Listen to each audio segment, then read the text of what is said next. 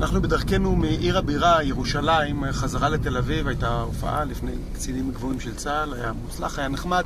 אבל אם אנחנו כבר בירושלים, אז כמובן כשאומרים ירושלים, איזה שיר העיר הזאת מזכירה לכם? חזקה עליכם שרובכם תגידו ירושלים של זהב, כמובן שכתבה נעמי שמר בשנת 67, בערוב ימיה הודתה שהלחן קצת גנוב ומושפע חזק מלחן בסקי עתיק מסוים. אבל לא משנה, נדבר על המילים. ירושלים של זהב שכתבה נעמי שמר בשנת 67, לקראת פסטיבל הזמר והפזמון, מתקשר אליה ראש הממשלה דאז, ראש העיר של ירושלים דאז טדי קולק, ואומר לה, תשמעי נעמי שמר, אני רוצה שתכתבי שיר במיוחד לפסטיבל, לא שיר לתחרות, שיר שיהיה בתוכנית האומנותית שאחרי, בזמן ספירת הקולות. אז היא אמרה, תשמע, אני שמעתי על זמרת, ששמעתי אותה בתשואות ראשונות, זמרת חדשה, שולי נתן. הוא אומר, מי זו שולי נתן? אני לא מכיר. אולי זמר מפורסם או זמרת ישירו את השיר שתכתבי?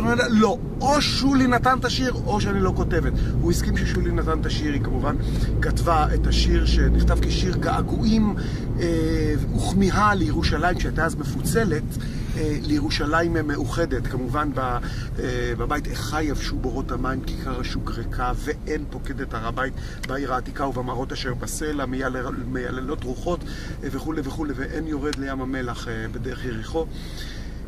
השיר זכה באמת להצלחה גדולה. מי זוכר איזה שיר זכה אז במקום הראשון? נדמה לי זה היה של מייק בורשטיין, מי יודע כמה טלטלים.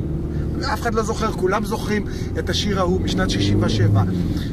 כעבור כ3 שבועות פרצה מלחמת ששת הימים, ואז כולנו זוכרים את המפנה הדרמטי בו כולם שמעו את מות הגור קורא בקשר, כל הכוחות חדלש חדלש, הר הבית בידינו, אוחדה העיר העתיקה. ואז ידוע שנעמי שמר כתבה עוד בית בסגנון הבית שדקלמתי קודם, אבל הפעם שמאחד, שמבטא את האיחוד.